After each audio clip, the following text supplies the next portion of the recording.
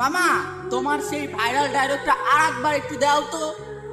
Doctor সাহেব, স্ত্রীর ডেলিভারির সময় স্বামীকে ডেলিভারি রুমে যেতে দিন, যাতে সে কোনোদিন বলতে না পারে তুমি আমার জন্য কি করেছো।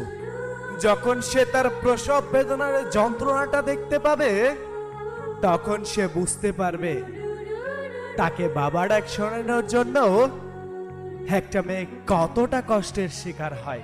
যে স্ত্রী মৃত্যুর সাথে লড়াই করে তোমাকে বাবা ডাক শোনানোর জন্য এতটা কষ্টের সম্মুখীন হয়, তাকে কষ্ট দেওয়ার অধিকার তোমার নাই।